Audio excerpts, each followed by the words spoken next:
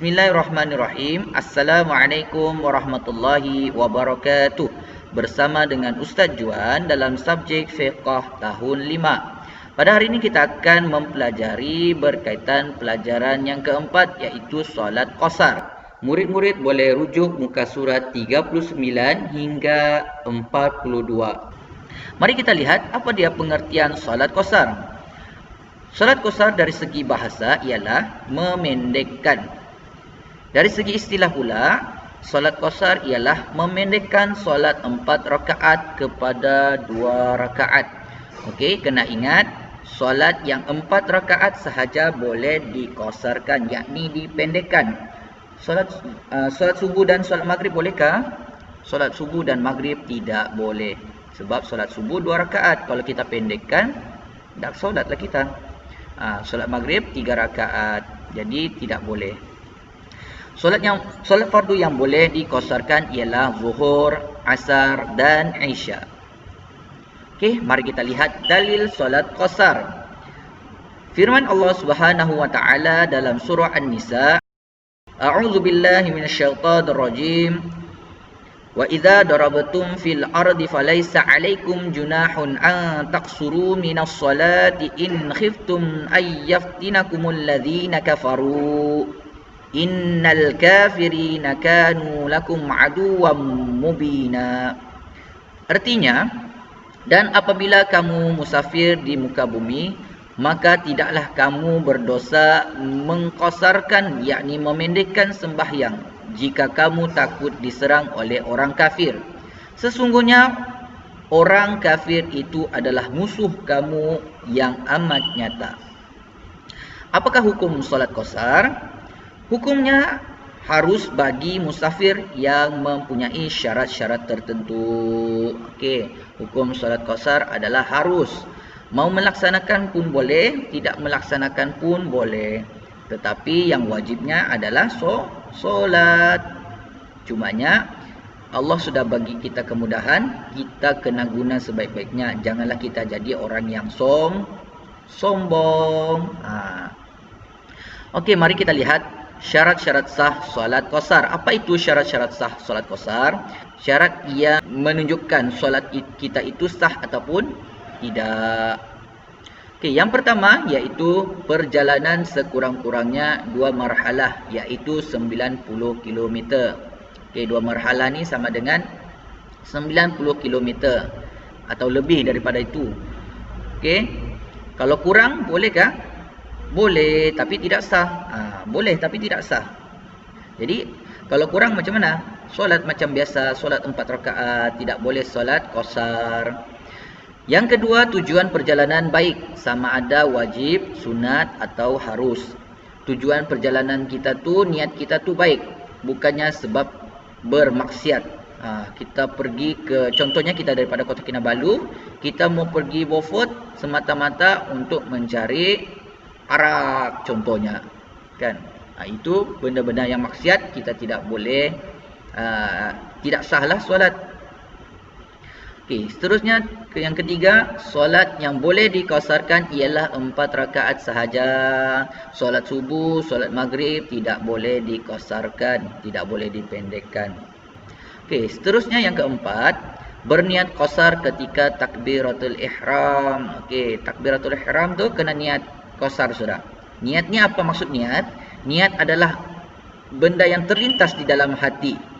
Bukannya yang kita lafazkan. Yang kita lafaz tu contohnya usolli fardhu zuhri. Itu adalah lafaz niat. Niat ni yang terlintas dalam hati kita, itulah niat.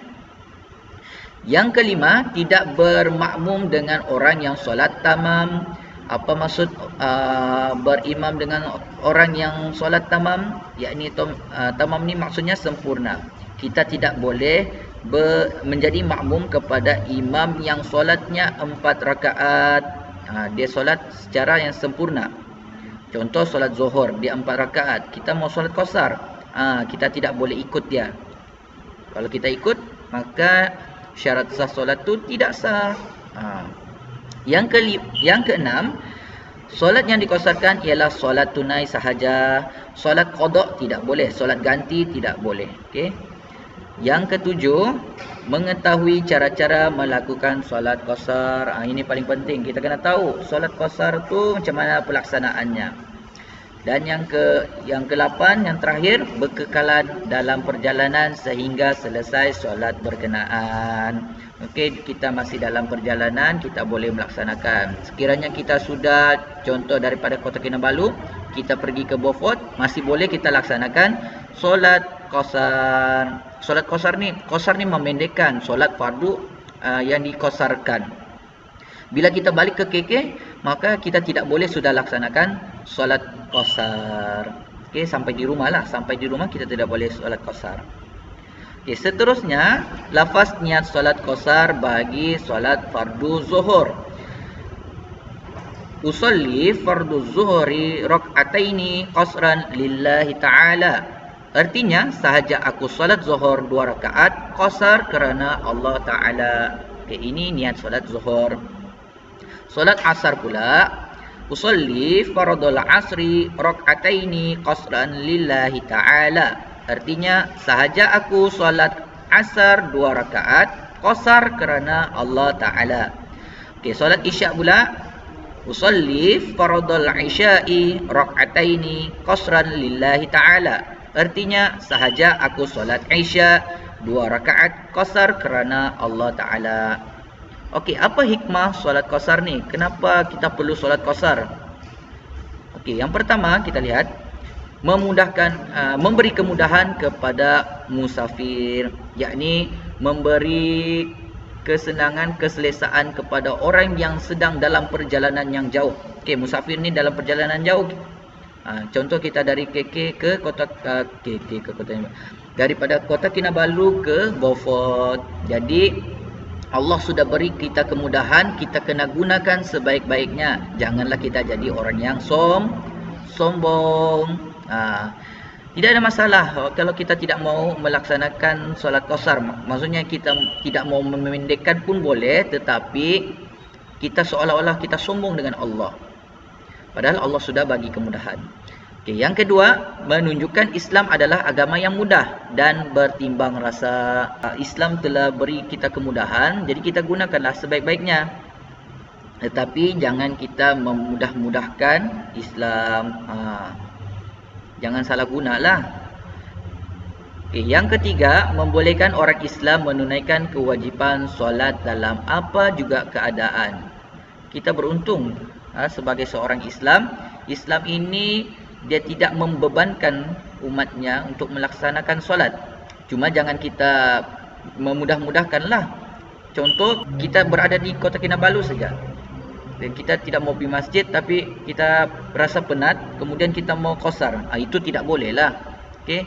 Qasar ni syarat sah dia kena lebih daripada 90 marhala. Islam juga menunjukkan solat ini adalah solat yang wajib dilaksanakan oleh semua umat Islam. Walau apa keadaan pun, dalam perjalanan jauh, dalam keadaan kita tidak sihat pun kita kena solat. Dalam keadaan kita lumpuh pun kita kena solat. Macam mana kalau kita lumpuh? Itu ada cara-caranya sendirilah. Itu sahaja yang ingin Ustaz sampaikan berkenaan dengan solat qasar. Jadi mudah-mudahan apa yang telah disampaikan murid-murid boleh faham dan boleh amalkan lepas ni kalau pergi jauh kan. Jadi itu saja. Wabillahi taufik wal hidayah. Assalamualaikum warahmatullahi wabarakatuh.